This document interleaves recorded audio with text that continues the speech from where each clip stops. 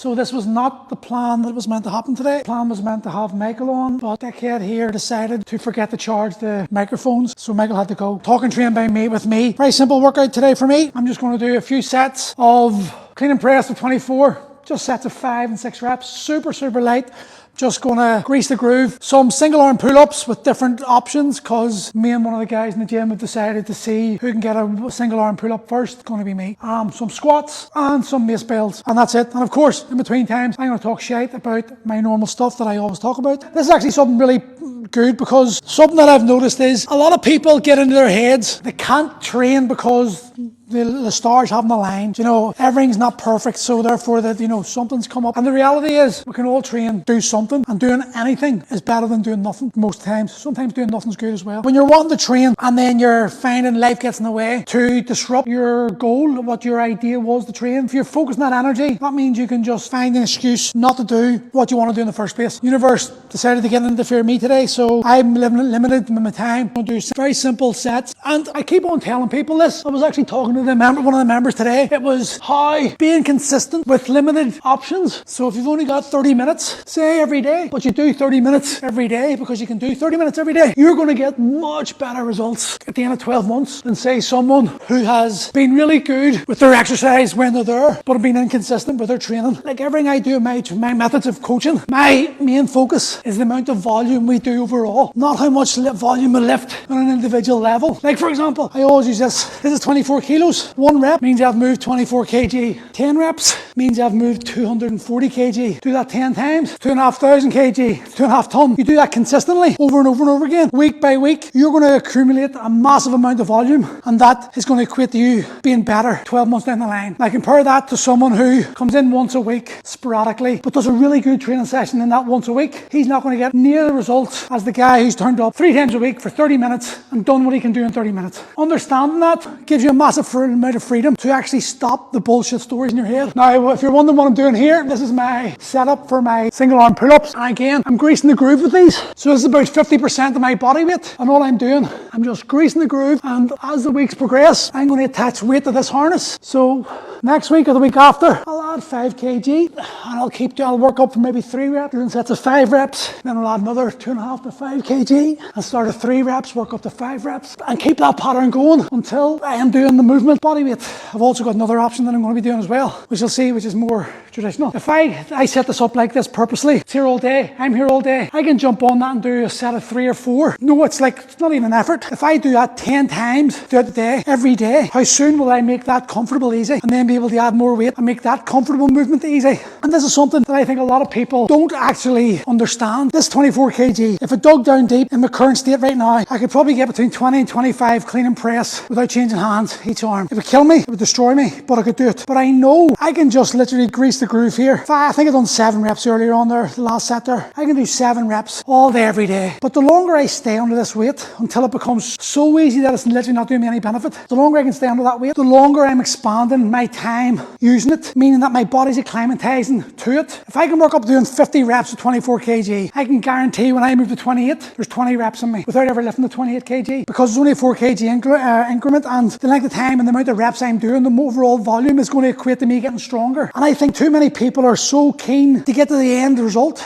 that they forget about the journey is the most important part. The reason why we should be training is to make our everyday tasks easier. So if we're always beating ourselves up and pushing ourselves to failure all the time and destroying ourselves, we're never going to get to that point, because we're always exhausted. If you give yourself time and extrapolate the length of time you're going to be training the rest of your life, then it shouldn't matter about what weight you're lifting. It should just be whatever weight feels good, whatever weight's eliciting the response for your body to gain some muscle from, or some strength or endurance, whatever is the goal, and exhaust that weight before you move on to the next one. When I say to the guys, they'll come into me and they'll say, "Hey Paul, should I move up?" And I'll ask them, I say, "I don't know, you tell me." And they go, "Well, I was a bit sore the other day after doing it." I like, "Then why would you want to move up? If the weight's making you sore with average weights, it's doing its job. Therefore, you haven't exhausted the use of that weight yet." So you can feed your ego if you want, and you can decide to do more reps, or you can add more weights and be even more painful, or you can stick with that weight, ignore what the other people are doing beside you, and just focus on making that weight make you stronger. And when you understand understand that. There's a freedom to that I don't think people understand, because we're so caught up in getting likes and shares and follows from other people. People don't know, because their opinions matter more than our experience. That's the society we live in. But it's pretty sad. This is the other version of single arm pull-ups that I like to use. It's a negative version. I'm using this here, this arm, to support myself on the rope, and I'm going to let it slide down, and I'm going to negatively control myself as low as I can, as much as possible, for as long as possible. Well, not as long as possible, but long enough. Hold, and then slowly let yourself down. And think about this negative stuff. Time under tension. We are stronger in the eccentric, in other words, this point, the lower part of the face, compared to the concentric, which is the one I'm pulling. If I'm stronger in that eccentric phase, and I can put my muscles under tension for a longer period of time, well then, done consistently, this is going to equate to me getting stronger in the concentric phase as well, without ever really going to the concentric phase. It's a wee cheat that people can do for training, and we just don't understand the benefits of it.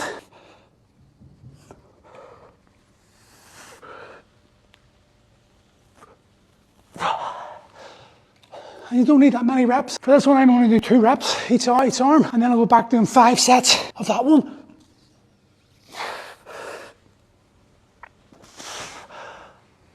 The thing is, if you want to, you can get yourself in shape. And if you want to, you can find an excuse to stop yourself from doing that. Ask yourself a very simple question. Why are you training the way you're training? What do you stand to benefit from your methods of training? Because a lot of people, and I see it in this industry a lot, the ego lifting, exercise for ego. You feel so shit about yourself. I see this all the time. So many men I coach hate themselves, literally hate their own bodies, hate everything about their lives, but they pretend everything's okay. So they come into the gym, a masculine and alpha male sort of environment, and they try to compete against guys that are better than them, and they make it like, it's almost like this self-made competition that they must compete against another dude, even though that dude doesn't realise they're competing. I've done this for years. You know, you'd see someone lifting 200 kilo. I'm 180. I'll stick 200 on. But it was never benefiting me. It was actually causing me damage, because I was so fucking exhausted, because I stepped out of where I should have been just to feed me and soothe my ego, that it left me exhausted for subsequent training sessions that week. And that is something that I think the society, the way the gym, the fitness industry has been created these days, it's leading to more and more people getting injured. It's like everything I say, I call it corporate fitness. You know, so many people are trying to tick the boxes of what gets likes and shares, and this is coaching talking about, gets their reputation out there, that it distracts them from the job they're meant to be doing. And it's the same as guys who are in the corporate world. They've been so conditioned to seek validation from outside sources that it crushes into their gym,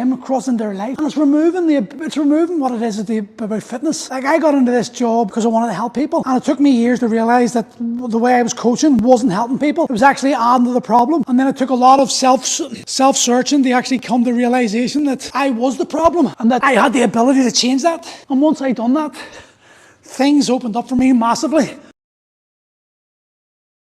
But one thing I notice is, because I specialise in dudes over 40, one of the main barriers that I encounter is getting the guys who walk into the gym and they have Kelly on them that they don't like, and mobility issues and all the shit that comes along with it, a sedentary lifestyle. They accept they are no longer the 20-year-olds they want to be. They haven't got the ability they had when they were 20 years old to just walk into a gym and do something, not be affected on the other end. As you get older, rest is probably more important than the actual work. You train hard, you must recover harder. And getting people to understand that, it's one of the hardest parts of my job, because they're so desperate on a subconscious level usually to get out of where they're currently at. They don't like their body, they don't like how they feel and move, and they want to get away from that position. So in their heads, pushing yourself harder, committing harder and doing more and more work and pushing yourself to failure is the best way to do so, because that's how you've done it when you're in your 20s. But the reality is, when you're in your 40s and older, if you train hard, you need to focus on recovering harder.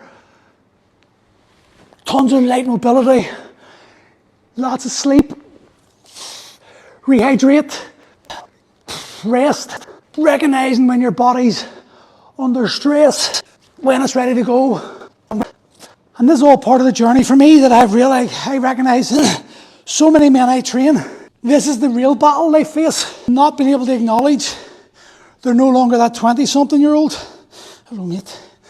And that I know they may want to be able to lift the weight they want to lift, and they may want to look the way they want to look, but what is they don't, and they can't.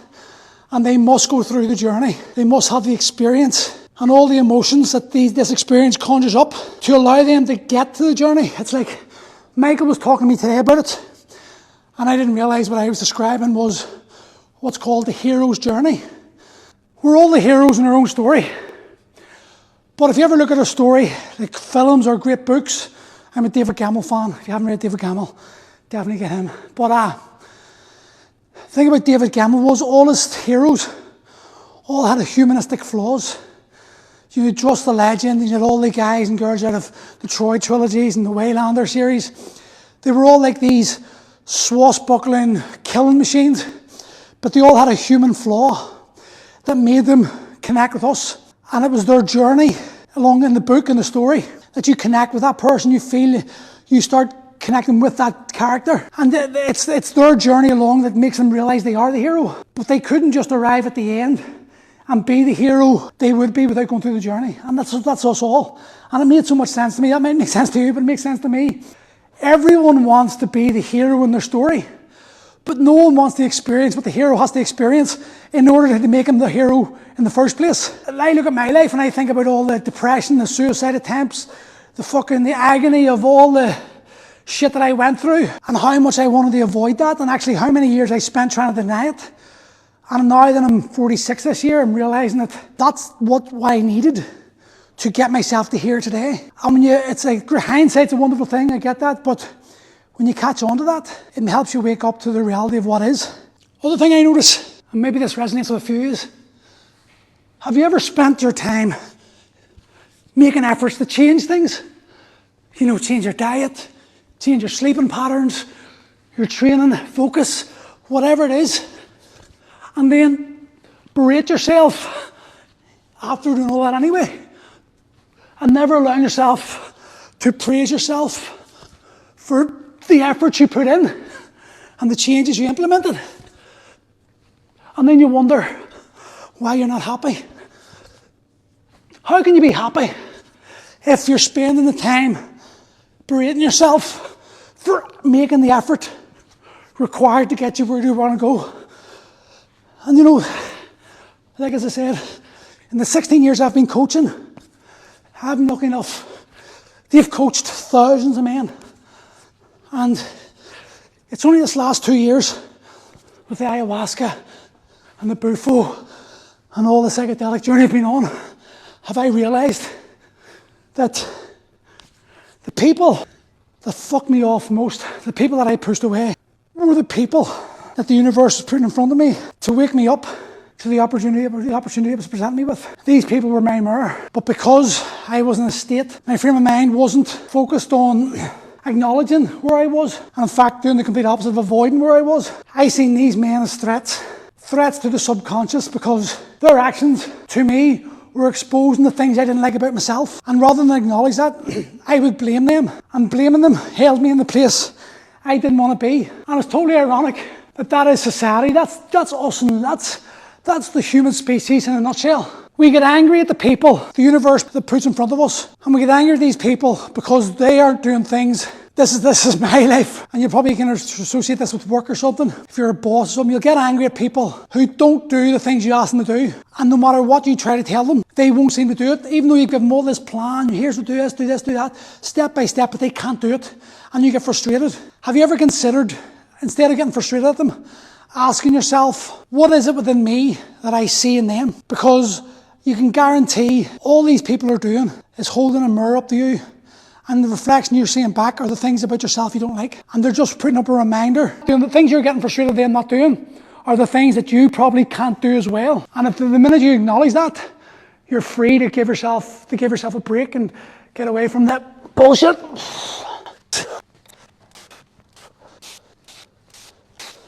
For any trainers out there, I know this is not exactly like a single arm pull-up, but I don't need to care about that at the moment. And this is something, again, people need to check their ego and ask themselves what the purpose of what they're doing. I am trying to make a movement as fucking easy as I can. I want it that I walk up here and I go, okay, I can do 5 reps of this. I'll feel it, but I know I can do it. As I progress and as I add more weight to this, I will start doing more transference onto a bar. I'm also doing different exercises like single arm hangs, to focus on my grip, etc. And the combination of all these efforts will result, before December, me doing a single arm pull-up without this contraption, just on the bar. It's been a goal of mine for years, and I've always been distracted, but I know Stephen isn't going to fucking get distracted, and my ego is huge in certain areas. So one thing that even though I'm all about the connection and the community, etc., and I talk against competition, a wee bit of competition's healthy, as long as you can keep your ego in check. I know that Stephen doing this is in the back of my mind. So and this is how I work. I think the key about coaching is to understand the individual and know what makes the individual tick. Some people need an arm around their shoulders and go, you're okay, you're all right. Other guys, they need to know someone else can do it and someone else is aiming towards it to get them to kick into action. That's me. I'm a competitive motherfucker, but I'm trying to curtail that and make myself not as aggressive on that. But I know Stephen won't quit in this. So every time I walk in and I see Stephen working on it, if I haven't done that work, that's going to make me own it. And I'm going to go inside myself and I'm going to be checking in on myself going, you're being lazy bollocks. And that's something that I've put up. I talk about this. Stop being your harshest critic and start being your most honest advisor. I say this all the time with guys. Like, you know, the emperors, the great emperors of the world, Marcus Aurelius, etc., they had like advisors who give them the truth and didn't fear telling them exactly what they needed to hear. Because in that emperor's state, like, everyone was a yes man and they needed people to tell them the truth. Well, we don't have that luxury because we're not all that rich. But we can do that ourselves. But we need to get ourselves to a place where we can decipher between the criticism and the critiquing. Do you know, criticizing yourself for not doing something isn't going to be helpful. But critiquing your actions and being honest with yourself and knowing that you were lazy and that you could have done something but you chose not to, that's a different conversation. That's called ownership. That's called accepting that you were lying to yourself or that you were making up excuses. And then that ownership allows you to then step in to the person you need to become and start taking on the actions of the guy you want to become. I think that's a very important aspect. Like everything, it's about balance, I suppose. Knowing when you're not doing what you need to do and being honest about it. And when you're just beating yourself up because it's become habit and it's become comfortable and it's become who you are, but it's not serving you any purpose because the reality is you're turning up. I see this all the time in the gym. This is what gives me the authority, I suppose, to talk about this, because it's what my 4th, 5th gym. And if you're open to spotting patterns, which I'm very good at, you can see it. And then if you're able to critically think and question things, well then you're able to work out patterns and principles that stay true regardless of the experience. Like I just used the example, people in work. If you work with people who'll ask them to do things and don't do it, and that'll be the principle will remain the same of me training guys and asking them to do things and they won't do it. But if look, the reason I'm getting frustrated is because I see myself in their actions, just different experience. When you can start to spot these things, you can start to change the conversation. The conversation you have with yourself is going to be the greatest driver towards whether you succeed or fail. If the conversation you're always having is putting yourself down, berating yourself, being angry because you didn't achieve X, Y, or Z, because you didn't do A, B, C, it's not helping you. And putting yourself down over this and getting yourself fucked off and being really frustrated at it isn't going to change anything. The only thing that will change things is you being willing to make a change. So that's where the frustration lies for so many people. And I know a lot of people listen to me and they go, well, obviously. But sometimes what's obvious isn't what people are doing, because 95% of our actions are based on subconscious thoughts and programs. And if you're not willing to make the unconscious conscious, you're never going to get yourself into a place where change is possible, because you're always going to be making the same mistakes over and over again. And that leads to frustration. That leads to the blame game where you're blaming yourself.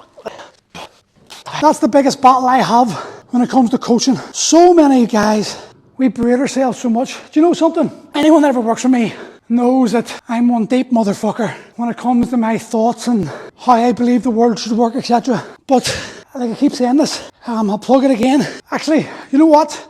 Comment, tell me what you think. So, My life experience has brought me to this point where I know I can help men, because what, I've lost 5 children, well, 5 pregnancies, had to watch one be delivered, bankruptcy, losing a gym, 10-year relationship, suicidal, depressed, anxiety, being stopped killing myself by my fiance. I've been through a lot of darkness.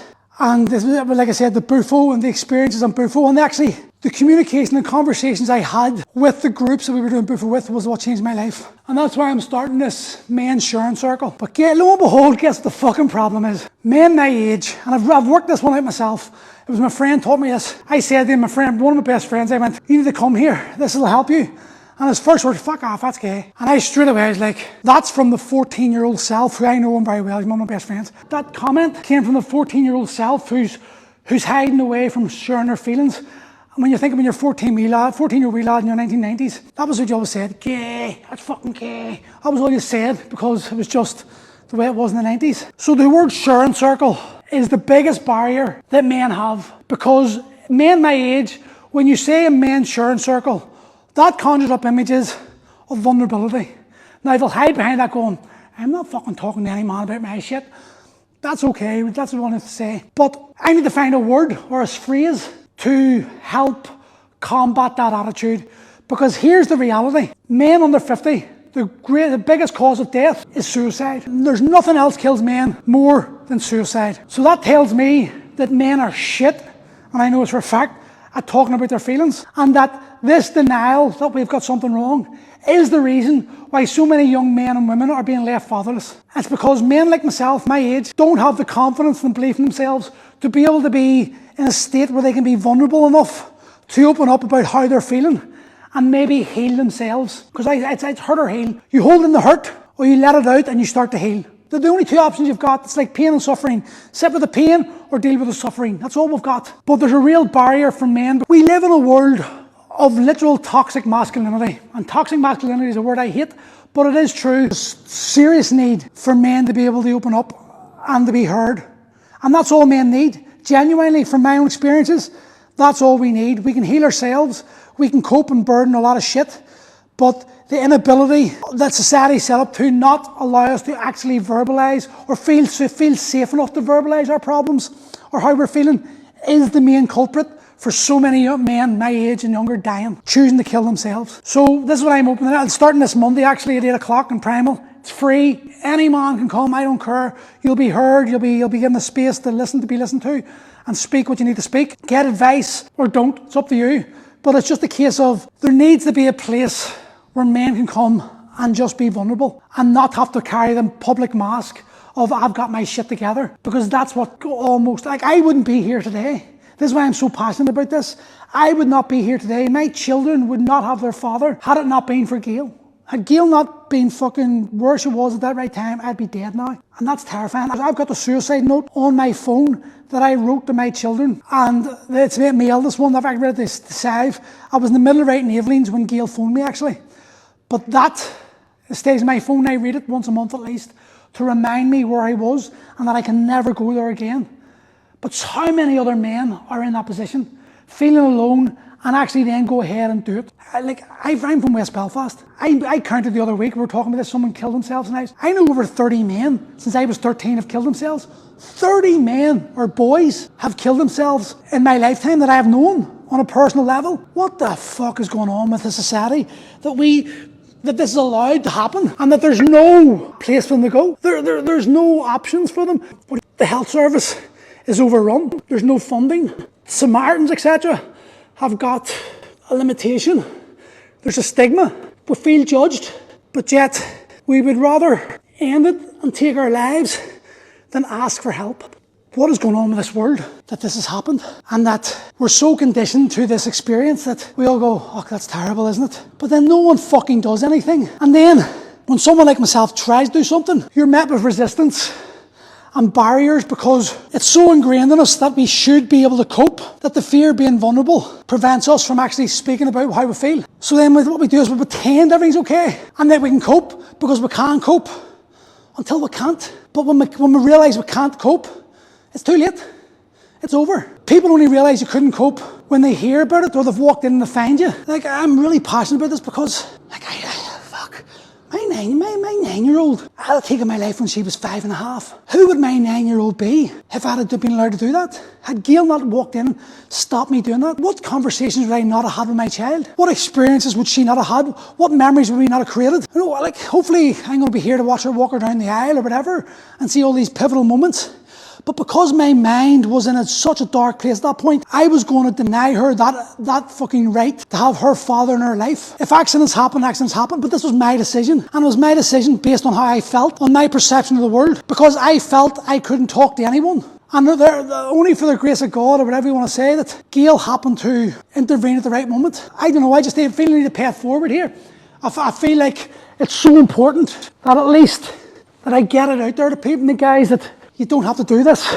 And it's a drop in the ocean, I get it. But I'm sick of this society putting down people like me who are trying to help do something to help one person. Even if I said that, like, if I can help one guy, just one guy, not make a mistake that's going to deprive his children, his mum, his dad, his uncles, his friends, his family, his wife, etc., the right to experience life with them, well then it's worth it.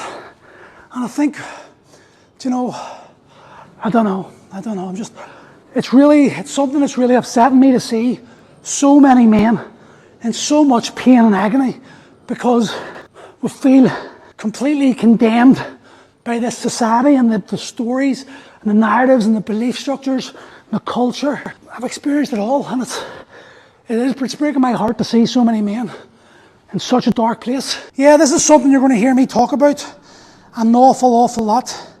And I was saying to Michael, now this could be my own fear, my own bullshit story that I'm telling myself. But it's weird how maybe I'm casting this out and shouldn't put the energy out there. Where do you see this? Well, that was how I felt. It's not going to be a waste. But I said to Michael, where do you see me turning up on Wednesday or Monday night, sitting here and no men coming? That's a fear in me. I like to talk. I like to talk about my fears publicly because then they no longer can be held. I can't hold them in. I talk about them, they're verbalised, and then they're shared and they're gone. They don't have fear in me. The fear, I've always found this, your greatest fear are the things that you hold in and never verbalise. The minute you start admitting things, you'll realise that the fear that it had no longer has that power anymore, and that it was actually just you creating this fear in your own head. And once it's out, and people know it, and then they can judge you all they want, and that's not your business anymore. It's a really powerful tool that I learned through experience. But yeah, my fear is, it's not even fear. I think it's more like maybe rejection, abandonment, disappointment, whatever, I don't know. Haven't really sat with it yet. But to put this on and put so much energy into it, for it not to be reciprocated, for it not to happen, because I know from personal experience so much, how much can be gained by every guy by just being willing to be vulnerable for a bit. It's amazing. It's genuinely probably the most powerful tool we all have, and it's so easy to do. Talk. Imagine just having the confidence to talk about how you feel and not feel the fear of being judged for saying it. It's like I talk about the trolls on here. Do you know, there was another guy the other day, John, I think he called him, and I was talking about the trauma I experienced. Never met the guy, don't know the guy, probably will never meet him.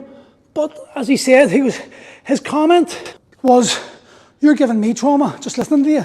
My retort was, "Then why are you listening to me?" And to me, John screams of trauma. He screams of pain. And the fact that I've never met this guy, wasn't talking to the guy, don't know where he lives, what he looks like, what he does, but what I was saying was resonating with him on such a deep unconscious level that he felt the need to write a comment to me, to put me down for me talking about how I was talking. And as I said, why are you listening to me then? If it's triggering you so much and it's so annoying you, why are you choosing to listen? Just turn off. But of course he couldn't. He had to keep on coming on then. He attacked me back because I was just calling him out. Wasn't being nasty. But this is what I was trying to tell him. It's like, we live in a world where we're so used to being able to blame everyone and everything else for our life, and we don't ever realise that we are the common denominator in it all. I'm the common denominator in my life. So it's impossible that my mum, my dad, my ex-girlfriend, my current fiance, my kids, my friends, and my dog all can do the same thing, and it'll all be their fault. But that's a culture we live in. The blame game, the cancel culture. What's this doing to us? It's providing us with the ability to not have to face our own shit. If I can blame someone else for how I feel, well then that stops me having to go inside myself. But then that's also taking away any power you have. Because if you don't have the power over how you feel, well that means you're a slave to everyone else's actions. And this is where the fucking woke bullshit's happened. The cancel culture. I don't feel safe. I need you to do something for me. It blows me away. You know, we live in a society where we demand everyone else does things for us to make us feel safe that we're not capable of doing for ourselves. And if we can't do it and they can't do it, well, it's not our fault, it's their fault. Is it that way, or is it just the way this media makes it out to convince us that way? I don't know. But what I do know is that going off my experiences with coaching people, so many people hate their bodies and they associate their bodies with who they are. In other words, their body is everything about them. And they tend to forget about the goodness in their heart, the experiences, all the things they've done to help other people and what they've achieved in life. It's all negated because you've got a belly. It's all negated because you've experienced a traumatic event in your life that's caused you to use drugs, caused you to turn to food, caused you to use alcohol as a coping mechanism. And then society's set up to make us feel that you're the victim, you're to blame, you need to sort your life out. It's all blame game. And that's the world we live in today. Everyone wanting to blame each other for how we feel, but never take responsibility for the emotions we're feeling, even though it's us that's feeling them. And the life we live is based on our perception of the world. I use this example all the time. Two examples, both because they're both opposites of what I do. If you stand 20 men on a football pitch, all looking at the goal, every man is going to see that goal post differently based on where they're standing. So if I'm standing square on, I'll see this. But if I'm over there, I'll see it from an angle. So the perception of what we see physically is different. But the perception of what that goal post represents emotionally will be determined by our childhood experiences. So I was shit at football. I was always, Murray, will you do nets? Murray, you're picked last. So as an adult, a 45-year-old man, I still dread playing football. I don't like it. But I went to school with a guy called Philly Mulryan. He played for United. You stand him and me together and we've got the same goalposts. We may, even if we're standing, we might see the same thing, but how we feel are going to be completely different based on our experiences of what football meant to us as a child. And that is the perfect example for children, for us as adults. Right now, you'll see this here. You'll see my layout. This is my inability to give up MMA. Do you know, see, that's just my drive to love MMA. Like, my coach, Davey Patterson from EFR, he was the first head coach, but I was in the coaching team of the first guy to go to the UFC. I see punch bags, I see a grappling mat. I get excited. I'm like, fuck yes, here we go, we're going to spar, we're going to grapple. But men walk into the gym and see that and they're like, fuck. Because their experience with what violence is or what fighting is meant to be is an exposure of how weak they feel about themselves.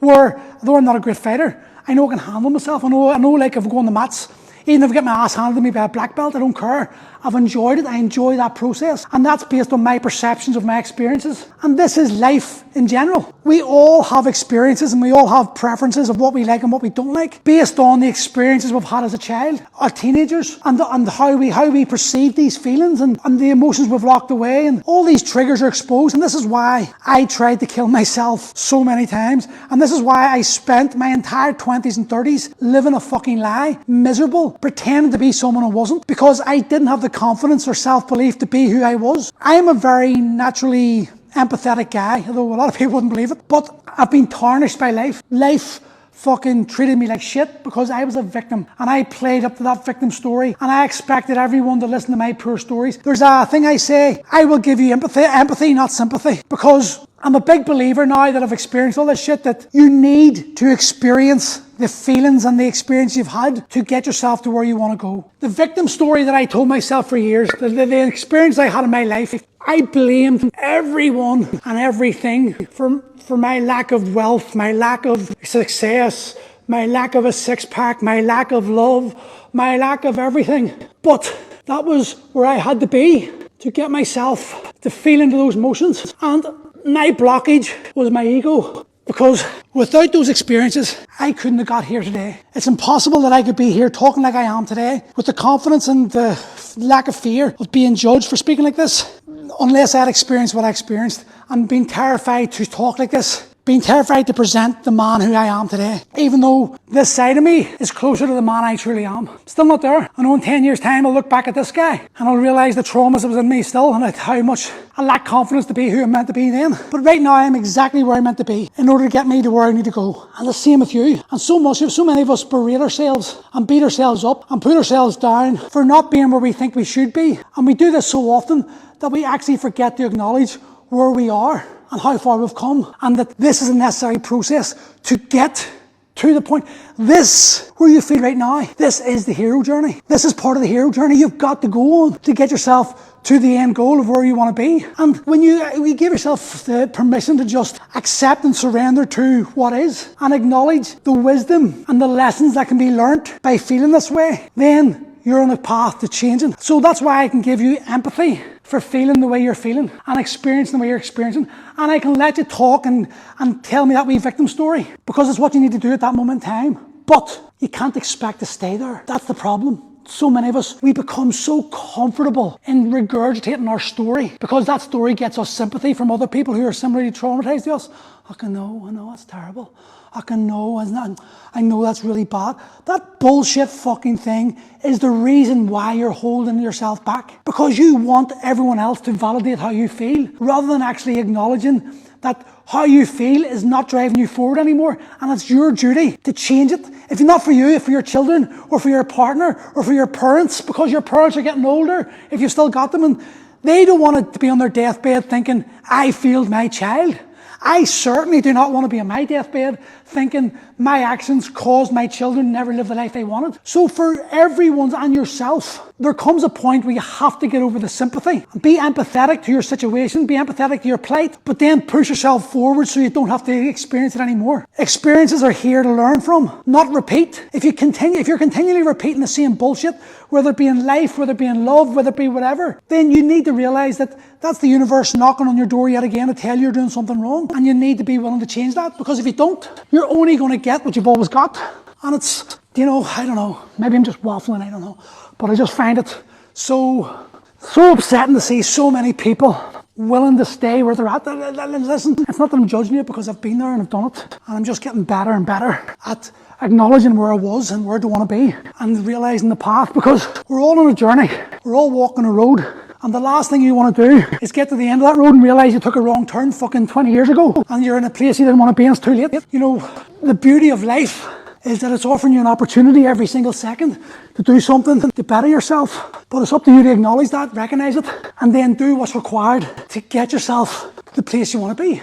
And that requires you being honest with yourself and who you are. Because if you sat with yourself for 20 minutes, 30 minutes, and didn't judge, didn't steer the narrative, but just simply allowed what to come up and feel into those emotions, you'll realise, like us all, most of us, 90%, 99.9% of us, are good human beings. We're good men and women. We've just had really bad experiences that have caused us to digest the world in a certain way that led us to feel safe in a certain situation. And we've held on to that program because it served us once upon a time in life. But that might have been as a 6-year-old child or a 10-year-old child or a 15-year-old child. But as a 45-year-old man, those actions are no longer serving you, they're hindering you. And like I keep saying, bless and release what does not bring you peace. Thank that habit, that program, for getting you to where you are today. But now acknowledge that you no longer serve you a purpose and that you can let it go.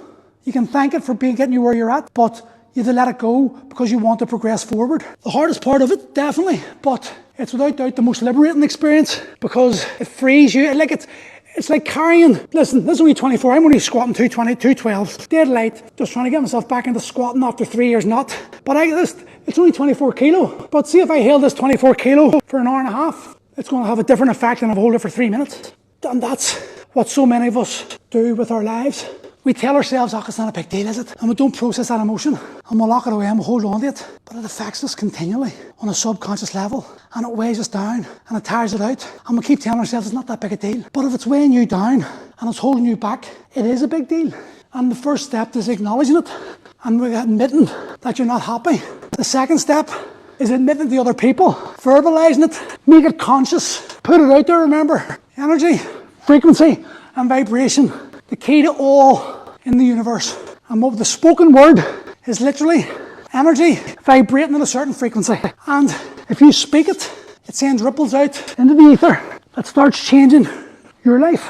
And it's that simple. I know that sounds woo-woo, but there's a guy called Tesla, forgotten more about it than we'll ever know. And as he said, when heard from others, it lightens that load and allows you to start the journey towards change. Listen lads, every single one of us has the ability to do this. I am a normal guy who's just sick, sore and tired of being the guy that I was presenting to be. And a lot of guys get fucked off with me continually because I speak my mind. I have the confidence to speak my mind. Outwardly, I've always been very confident. Always been very confident outwardly. But inwardly, I've been very, I was always worried about judgment. I was always worried about fear. I was always worried about people exposing the true me. And that fear meant that I had to act a certain way. And that way I was acting wasn't running congruent with how I felt inside. So there was the public persona, and then there was the me that my folks knew and people knew who were close to me knew. And then there was the dark me that only I know. And my mum, Dad, they know me better than most people know me. Well, they should do. And Gail knows me so well as well. But they would challenge me and they would call me out on things I would say and act the way I would act. And they would say, that's not you, blah, blah, blah. And I would get really defensive and fucked off. But that was the inner me. That was the traumatized child who was angry at his mum and dad for not loving them or not making him feel like he loved them, even though they did love me. And all this shit was just constantly coming up. I was trying to act a certain way. My mum and dad and anyone who knew me well enough knew the real person I was. And the me, the inner me that knew that I